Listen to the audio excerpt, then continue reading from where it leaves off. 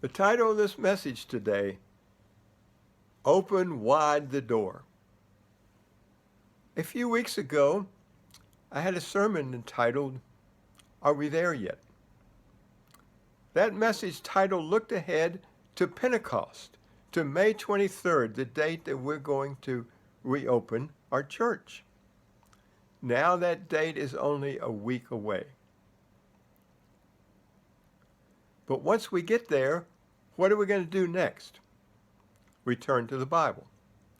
The Bible shows us that faith is a journey. Don't think of faith as a destination. We don't ever arrive. Remember, we often say to others, be patient with me. God is not finished yet.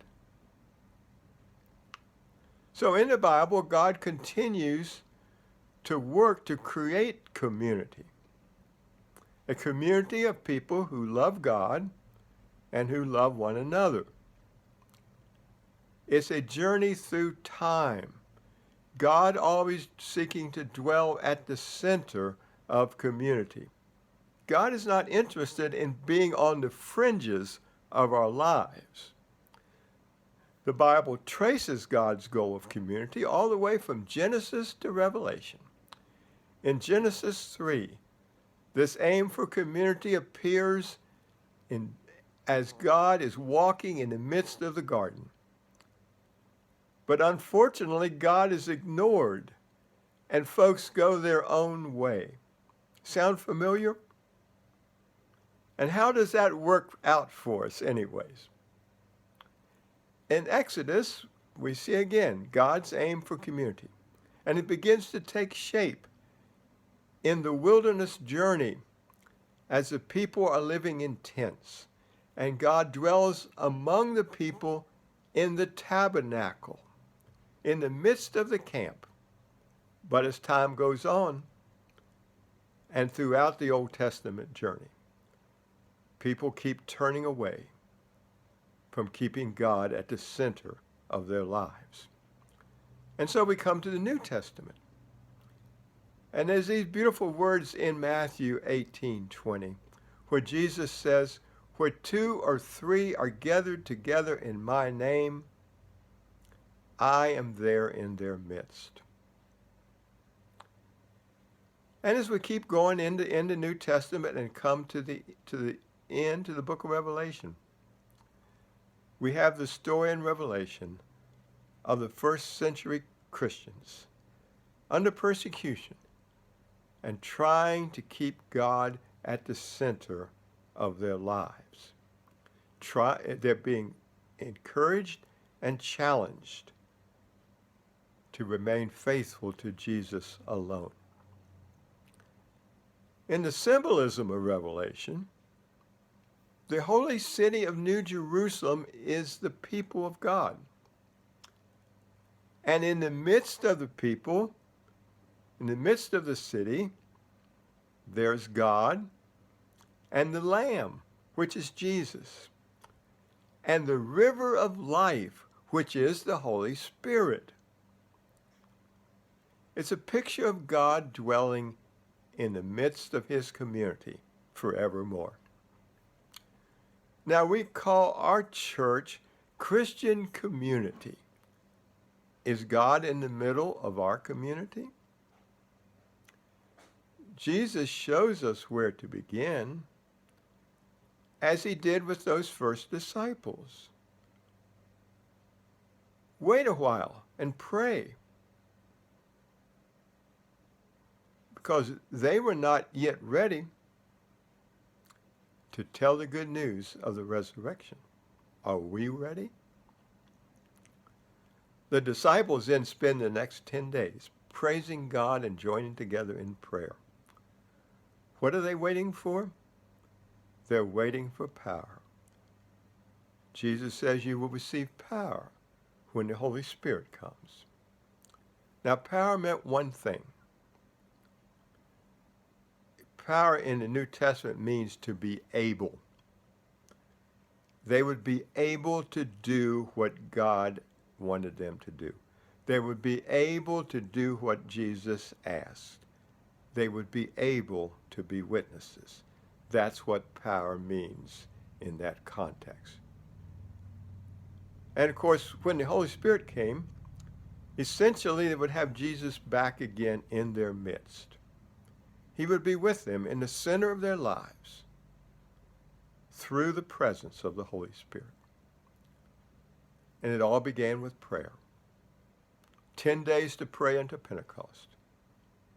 Well, we have just 7 days left. 7 days to surrender our wants and to listen to what Jesus wants. 7 days to meditate on how desperately we need Jesus to be with us. How desperately we need Jesus to be in the center of our lives. Jesus says, "You shall be my witnesses."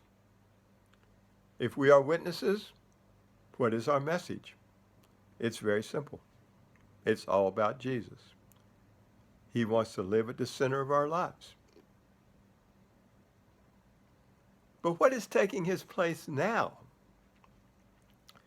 In the first century Roman Empire, citizens were required to express total loyalty to the emperor alone. And through this greeting, "Caesar is Lord," they were asked to do this. But for Christians, that was a problem because only Jesus is that final authority. Only Jesus is Lord. So the early Christians suffered persecution because they would not say, "Caesar is Lord." Nothing would take Jesus' place. Now the world today isn't a mess. That the world today is a mess, nothing is new.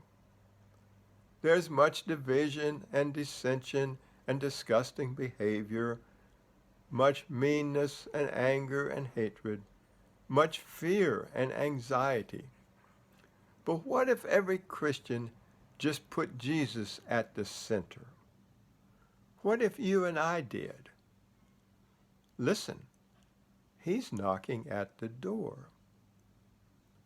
Jesus put it like this in Revelation 3:20. "Listen, I stand at the door and knock. If anyone hears my voice and opens the door, I will come in to him, and we will dine together." This is a beautiful picture of Christian community with Jesus dwelling among us. 7 days to pray until Pentecost. 7 days to pray for the Holy Spirit. To pray to be able to do what is needed, to do what I need, to do what you need. Pray to be able to invite Jesus into the center of our lives.